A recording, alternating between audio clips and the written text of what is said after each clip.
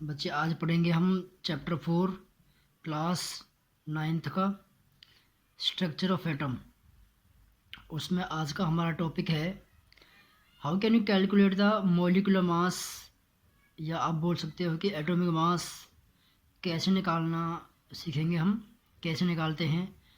तो यहाँ पर आपको कुछ कंपाउंड दे रखे हैं, तो उन कंपाउंड का हम कैसे कैसे निकालें, उनका मॉलिक्यूलर मास कैसे निकालें। तो मैंने आपको सिंबल्स बताए थे एलिमेंट के और उनके एटॉमिक मास भी बताए थे। तो चलिए अब हम ट्राई करते हैं कि कैसे कैसे उनका मास हम निकालते हैं। देखिए फर्स्ट कंपाउंड क्या है आपका, first compound is NH4OH। NH4OH, ठीक है। तो मॉलिक्यूलर मास कैसे निकालेंगे इसके, या एटॉमिक मास कैसे निकालेंगे। एटॉमिक मास इक्वल टू, अब देखो नाइट्रोजन का मास होता है 14।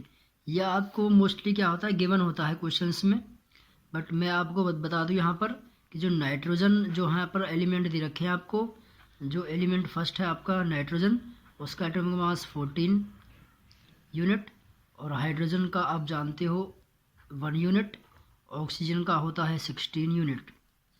तो ये डाटा आपके पास है। अब इस डाटा का यूज़ करते हुए आप यहाँ से इसका एटॉमिक मास निकाल सकते हो। अच्छा निकालो, नाइट्रोजन का अब कितना मास हो गया 14, प्लस करोगे आप क्योंकि नेक्स्ट एटम आपका हाइड्रोजन का है, तो यहाँ इसका मास होता है 1, और एटम कितने हैं आपके पास 4, प्लस ऑक्सीजन का मास कितना होता है 16 यूनिट, प्लस हाइड्रोजन का मास कितना होता है 1। यहाँ इसको अब आप ऐड करोगे तो 14 प्लस 1 इंटू 4 करोगे पहले आप 4 प्लस 16 और 1 कितना हो गया 17, ठीक है। तो इसको आप ऐड कर सकते हो, तो कितना हो गया 14 प्लस 4 18 हो गया, 18 और 17 कितना हो गया 35 AM, या आप यूनिट बोल सकते हो उसको आप 35 U, ठीक है जी। एटॉमिक मास की यूनिट ग्राम होती है, तो उसका एटॉमिक मास का क्या रहेगा 35 ग्राम रहेगा। चलिए आइए हम नेक्स्ट करते हैं। आपका नेक्स्ट कंपाउंड क्या है, नेक्स्ट कंपाउंड इज H2SO4। तो इसका आप एटॉमिक मास कैसे निकाल सकते हो, तो निकालिए। आप जानते हो हाइड्रोजन का मास होता है 1, यहाँ एटम कितने हैं इसके 2 एटम हैं, प्लस सल्फर की यहाँ पर जो मॉलिक्यूलर मास रहेगा, सल्फर का मॉलिक्यूलर मास कितना है 32, प्लस ऑक्सीजन का मास होता है 16, एटम कितने हैं यहाँ पर 4, तो 1 इंटू 2 क्या हो गया 2 प्लस 32, और 16 इंटू 4 क्या हो गया 64। अंडरस्टैंड। तो जब इसको आप ऐड करोगे तो कितना आएगा 98 यूनिट आएगा, ठीक है बच्चे। तो आप ऐसे इसका एटॉमिक मास निकाल सकते हो। अब बिल्कुल देखो नेक्स्ट ट्राई करते हैं हम। चलिए NaCl है आपके पास, NaCl।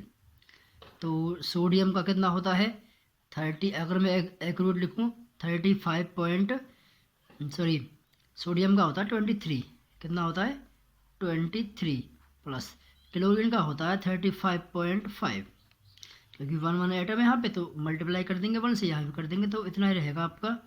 तो 23 और 35 कितना हो गया 58, तो 58.5 यूनिट इसका क्या रहेगा मॉलिक्यूलर मास। चलिए और ट्राई करते हैं। अभी एक और रह गया आपका, कौन सा KNO3 का, KNO3। तो ये KNO3 का आप यहाँ से मास निकाल सकते हो। पोटाशियम का एटॉमिक नंबर 19 होता है, तो इसका एटॉमिक मास हो गया 39, प्लस नाइट्रोजन का मास होता है 14, ऑक्सीजन का मास होता है 16, एटम कितने हैं यहाँ पर 3, तो 39 प्लस 14 प्लस क्या हो गया आपका 48, तो ये कितना हो गया आपका 53 प्लस 48, ऐड करोगे आप कितना हो गया 101। Understand 101 unit. तो आप बच्चे ऐसे इनके एटॉमिक मास निकाल सकते हो। तो ये आपको ट्राई करने हैं एटॉमिक मास निकालने।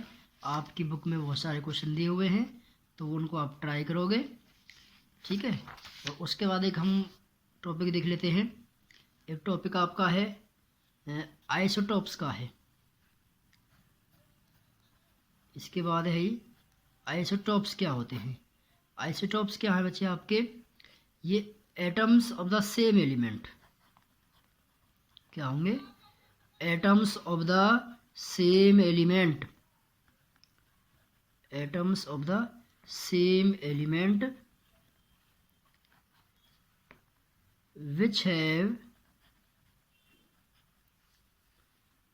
have same atomic number but different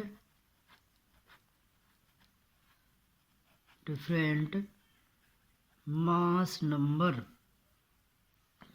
is known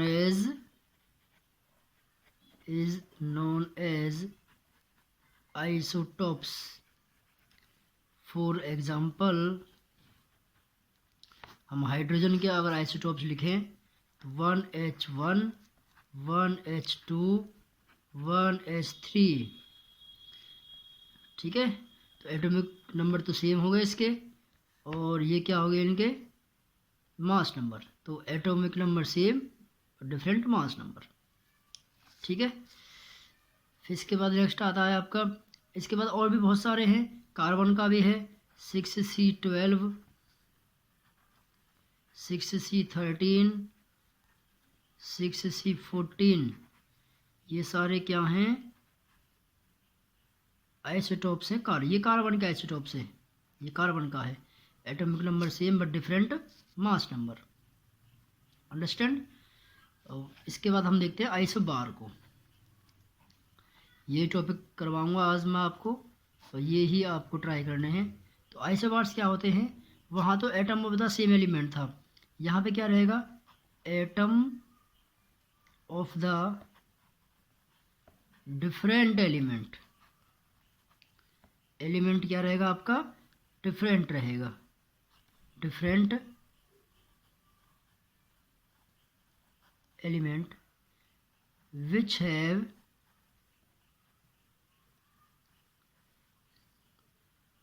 same mass number but different atomic number, ठीक है। तो उसका एटॉमिक नंबर क्या रहेगा सेम रहेगा, ठीक है। तो हम कैल्शियम का और पोटाशियम का ले लेते हैं। इसका 19 है, इसका 20 है, बट इसमें क्या होता है अप्रोक्सीमेटली हम 40 लेते हैं। इसका मास क्या लेते हैं 40 लेते हैं। तो ये क्या है आइसोटॉप से same mass number but different atomic number. तो ये ही आपको ट्राई करने हैं। तो ट्राई करोगे तो आपको आ जाएंगे ये आइसोटॉप्स और आइसोबार। तो ये चैप्टर 4 में आपको NCERT क्वेश्चंस दे रखे हैं, तो उनके आप ये मॉलिक्यूलर मास और क्या आइसोटॉप्स और आइसोबार्स आप निकाल सकते हो विद एग्जांपल। इसके अलावा देखो अब नाइट्रोजन में भी तो होता है 7N14 7N16 15 16 होता है।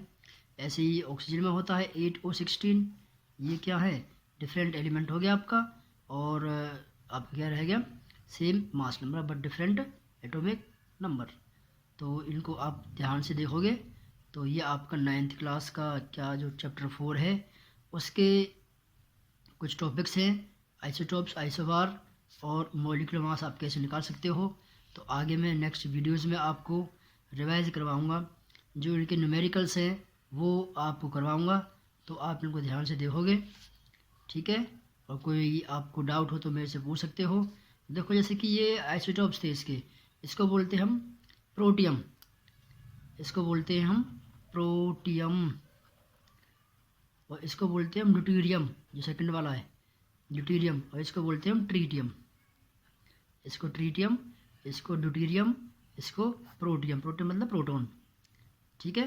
तो इनको आप ध्यान से पढ़ोगे तो यही आज के लिए आपके होमवर्क है कि ये इनके आप और एलिमेंट सिंबल्स जरूर पढ़ें आप, symbols of the element, symbols of element, और उनके मास नंबर भी ज़रूर पढ़ें। ठीक है, तो ये आज के लिए आपका ये होमवर्क है। बस हैव अ नाइस डे।